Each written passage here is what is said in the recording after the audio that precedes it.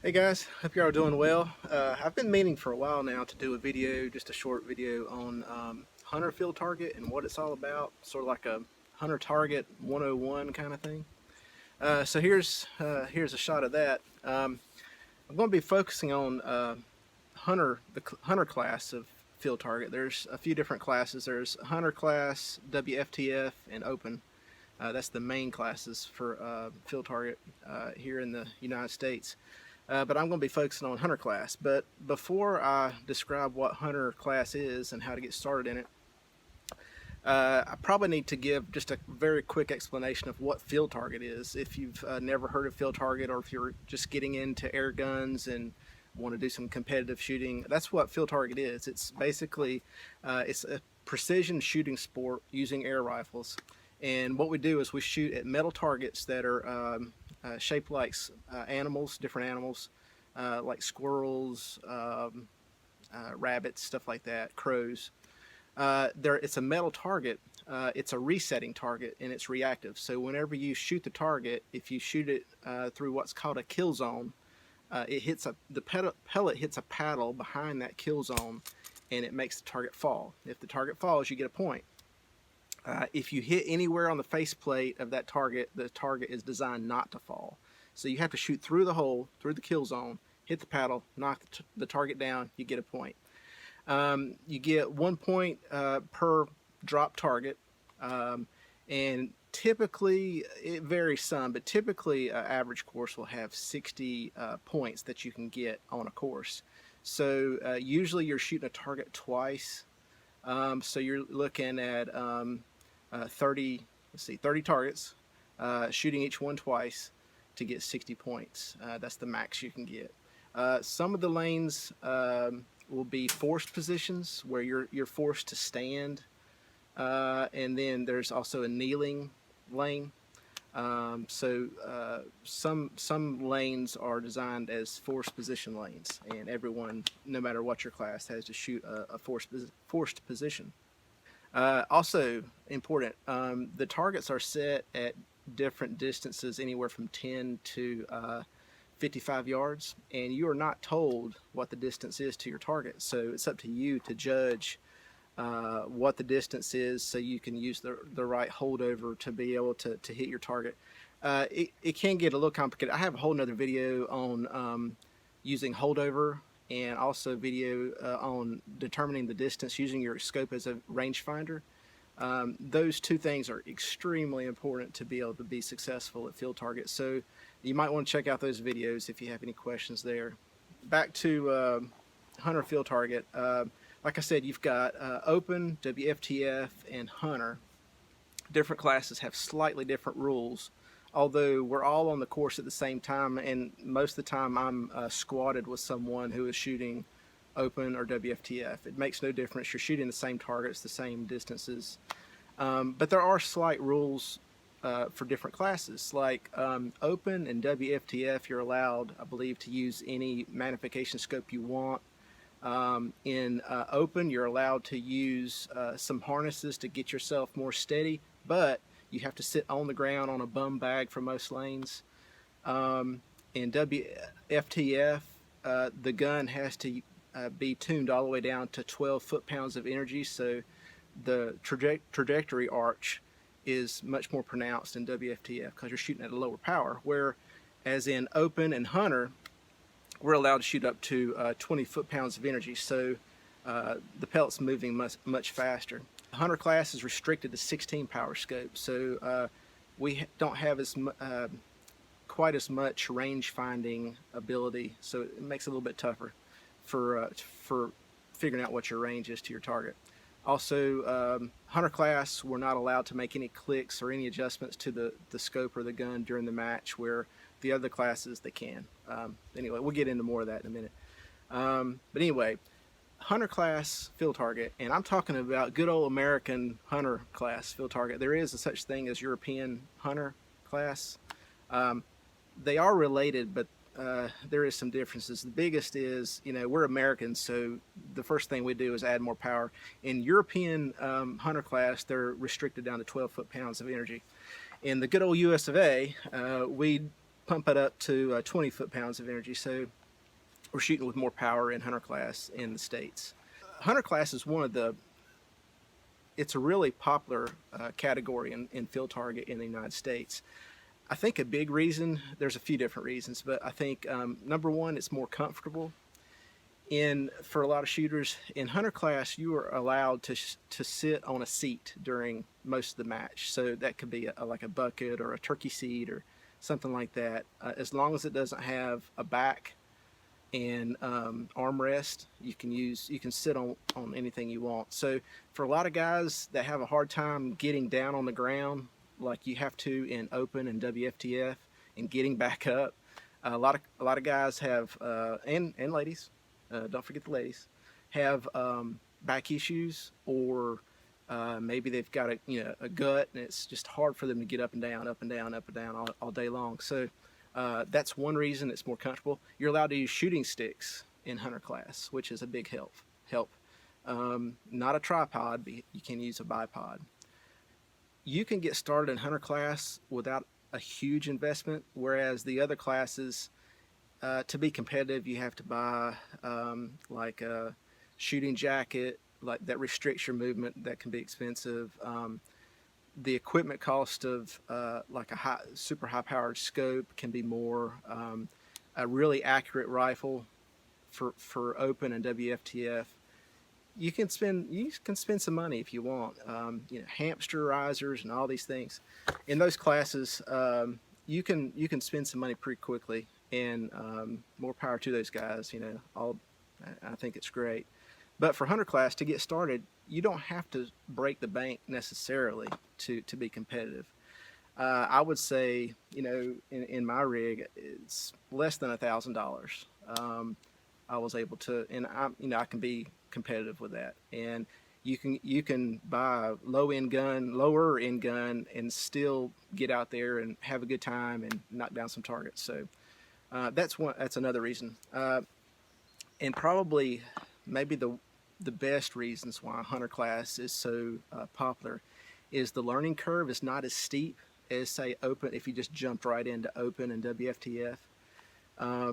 Now, I'm not saying that hunter class is not challenging, because it is, but you can get started in hunter class and the learning curve is just not quite as steep. But it's still challenging enough, though, for veteran field target shooters to have a challenge. And I'll tell you right now, I've been shooting for a few years. I'm still very challenged with hunter class. Okay, so what kind of equipment are you really going to need to get started in hunter field target? First thing you need is a good shooting air rifle. It can be, by the rules, it could be 177 caliber or 22. Just about everybody uses 177. The reason for that is some of the targets, the kill zones you're going to shoot are extremely small, like 5/8 of an inch. And that's at the closer targets, so don't let that scare you. But the other targets will be, 3/4 of an inch, an inch, inch and a half. Inch and a half is the largest kill zone that we have in field target. The smaller the pellet, you have less chance of getting a split on the side of the kill zone. Also, with probably the biggest reason is with 22 caliber, because you have to shoot below 20 foot-pounds of energy in hunter field target, your trajectory for a 22 is going to be much more arched, because you're having to, the foot-pounds of energy is calculated with the weight of the pellet and then your velocity. There's calculators that do it for you. There's a math equation if you want to do it by hand. But to get that 22 pellet, which is much heavier, down to 20 foot-pounds of energy, you have to tune the velocity way down, and that makes your arch much more pronounced, and makes your holdover, your holdover card, the notes between your yardages for your holdover much more pronounced between yardages. So that's the biggest reason why people use a 177. In hunter field target, well, in all of field target, you can either use a spring piston gun or a PCP gun. That's the two platforms. With a spring gun, the good thing is you don't have to rely on any outside source for air. The gun does its thing, but spring piston guns are challenging to shoot, and those guys who are good at it really know their gun. You know, it's the good thing is you don't have to worry about lugging around a tank, but you have to know how to hold your gun and shoot it well. Um, I use a PCP. With a PCP, you have to have an air source of some sort. Now you can hand pump. Um, you can do that if you want. Get a good workout. Thing is, if you're in competition and you're pumping by hand, you're getting your heart rate up. Just makes it hard to be steady. Most people use some sort of air tank, and I use a SCBA tank and a fill gauge. So that's added cost, but I just go. What I do is I go to a local scuba shop to get my tank filled up. And some people buy a compressor. They're more expensive to get the poundage of air necessary to fill up these tanks and fill up the gun is pretty high. So you can't use like a shop vac or a shop compressor to fill up these guns. So you have to have special compressors. So they're expensive, but very handy if you have the means for that. So for the gun, a good shooting gun that can shoot, you know, a tight group, and then, you know, the shooter has to be able to do it too, is what you need on the gun side. For the scope, you definitely need, well, there's a limit of 16 power for hunter class, so you can't have a scope higher than that. Technically, you can have a higher scope, but you have to have it set to 16 power, and it has to have a 16 power marking on the scope, and you have to leave it there. You can't move it. You can't, you know, make your magnification higher during the match. That would be cheating. So you really need it to be, it has to be a mil dot reticle though, because you're going to be using holdover in hunter class. You're not allowed to click the turrets and move the reticle during the match. So you're using holdover, and again, I have a whole nother video on that, how to do holdover. So you need a mil dot reticle in your scope.